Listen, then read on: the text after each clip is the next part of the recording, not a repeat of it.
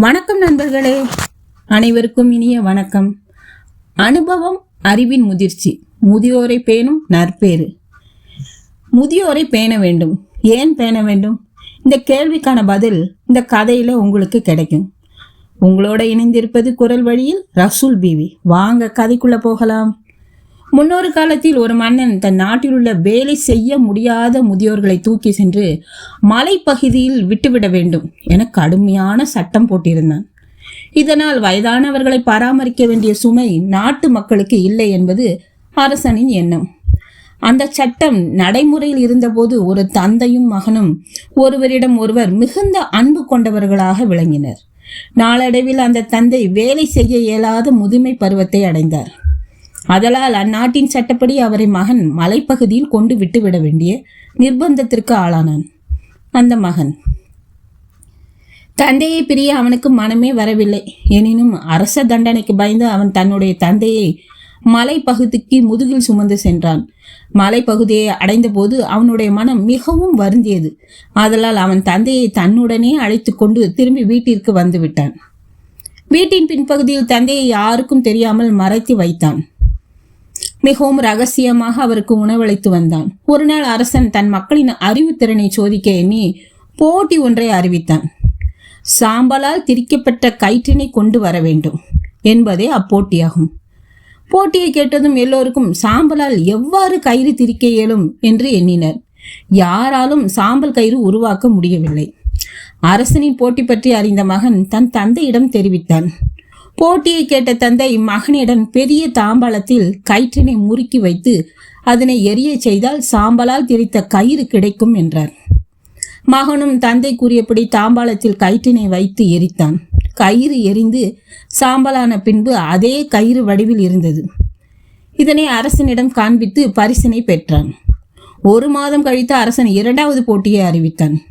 அரசன் ஒரு மரக்கொம்பை கொடுத்து இதனுடைய அடிப்பாகம் மற்றும் நுனிப்பாகத்தை கண்டுபிடிக்குமாறு மக்களுக்கு ஆணையிட்டான். கிட்டத்தட்ட இரு பகுதியும் ஒன்றாக தெரிந்ததால் யாராலும் எது அடி எது நுனி என்று சொல்ல முடியவில்லை. மரக்கொம்பை வீட்டுக்கு எடுத்து வந்த மகன் தந்தையிடம் காண்பித்து அரசனின் கேள்வியை கேட்டான். தந்தை அந்த மரக்கொம்பை தண்ணீரில் போட்டால் அது லேசாக மூழ்கும் பகுதி அடி, மிதக்கும் பகுதி நுனி என்றார். மகனும் தந்தைக்குரியவாறே அரசனுக்கு செய்து காண்பித்து இம்முறையும் பரிசினை பெற்றான். மீண்டும் அரசன் 3வது போட்டியை மிகவும் கடுமையானதாக வைத்தான். அதாவது தட்டாமல் ஒளி எழுப்பும் மேளம் ஒன்றினை தயார் செய்து வருமாறு மக்களிடம் கூறினான். வழக்கம் போலவே எல்லா மக்களும் பின்வாங்கிவிட்டனர். அரசனின் கேள்வியால் மகன் மிகவும் சோர்ந்து போய் தந்தையிடம் வந்து நடந்ததை கூறினான். தந்தை அவனிடம் மேளத்திற்கு தேவையான தோள்களை எடுத்துக்கொள், மலைப்பகுதிக்கு சென்று தேன்கூடு ஒன்றை கொண்டு வா, அதனை உள்ளே வைத்து மேளத்தை தயார் செய் என்றார். மகனும் தந்தை கூறியவாறே மேளத்தை தயார் செய்து அதனை அசைக்காமல் கொண்டு சென்று அரசனிடம் தந்தான். அரசன் மேளத்தை கையில் எடுத்து அசைத்தான். அசைவினால் மேளத்திற்கு உள்ளே இருந்த தேனீக்கள் மேளத்திற்குள்ளேயே இங்கும் அங்கும் பறந்தன. இதனால் மேளத்தை தட்டாமல் ஒலி உண்டானது. இதனை கண்டு ஆச்சரியம் அடைந்த அரசன், உன்னால் எப்படி 3 கேள்விகளுக்கும் சரியான விடைகளை செய்து காண்பிக்க முடிந்தது என்று கேட்டான். அரசே, உங்களுடைய கேள்விகளுக்கு விடை காணும் அளவிற்கு எனக்கு அனுபவம் கிடையாது. தாங்கள் போட்ட முதியோர் சட்டத்தை கடைபிடிக்க என்னால் இயலவில்லை. என்னுடைய வயதான தந்தை என்னுடனேயே இருக்கிறார். அவர் மூலமே எனக்கு தங்களின் கேள்விகளுக்கான பதில்கள் கிடைத்தன என்று கூறினான்.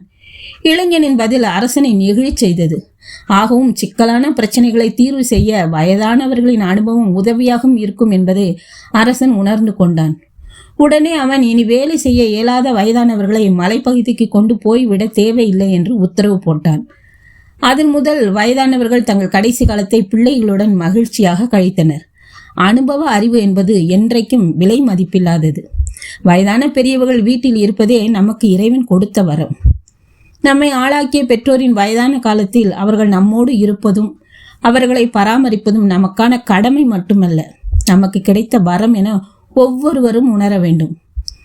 தொப்புள் கொடியில் இருந்தே பந்தம் கொண்ட தாயும் மார்பிலும் தோளிலும் தூக்கி சுமந்த கால் தேய உழைத்து நம்மை உருவாக்கிய தந்தையும் நம்மிடம் நன்றியை எதிர்பார்க்கவில்லை என்றாலும் நாம் நன்றி மறவாதிருப்போம். பெற்றோரை நன்கு பேணுவோம். பெற்றோரை முறையாக நன்கு பேணுபவர்களின் இறைவனின் அருளும் கிடைக்கும். இந்த கதை உங்களுக்கு பிடிச்சிருக்குன்னு நினைக்கிறேன். இதை லைக் பண்ணுங்கள், ஷேர் பண்ணுங்கள், கமெண்ட் செக்ஷனில் உங்கள் கருத்துக்களை பதிவிடுங்க. நன்றி, வணக்கம்.